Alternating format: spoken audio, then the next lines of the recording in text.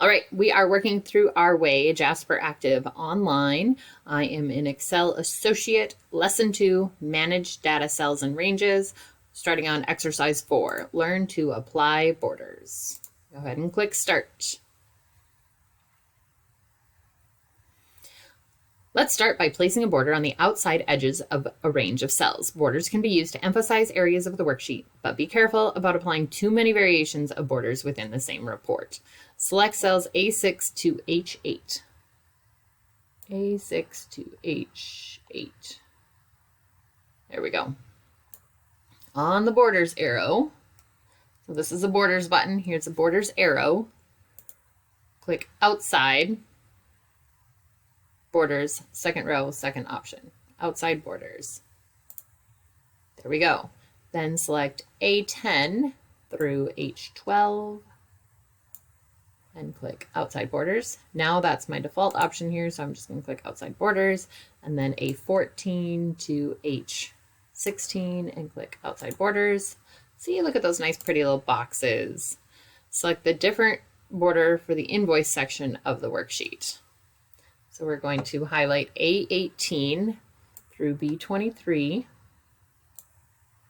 On the Borders tab, we're going to click Border Color and go with dark blue. Is this one dark blue? Nope. This one dark blue. Nope. This one's dark blue. There we go. That one's dark blue.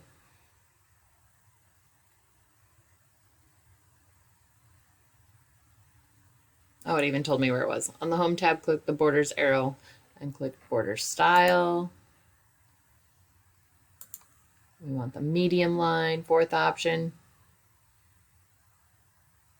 Yep, I can count. There's the fourth option.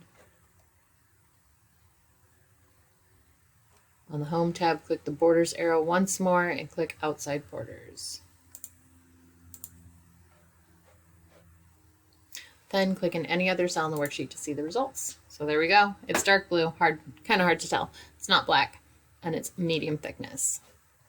Now draw borders inside a range of cells using the current line, style, and color. Select cells A18 to B18. On the Home tab, click the Borders arrow and select Bottom Border. And there's Bottom Border.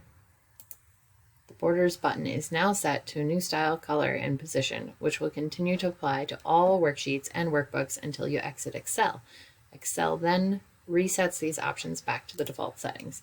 So notice that this border is the dark blue medium thickness. Add a background color to the worksheet titles. By default, there's no background color or shading in any cells in the worksheet. As with borders, use color to emphasize items. So we want to select cells A1 and 2.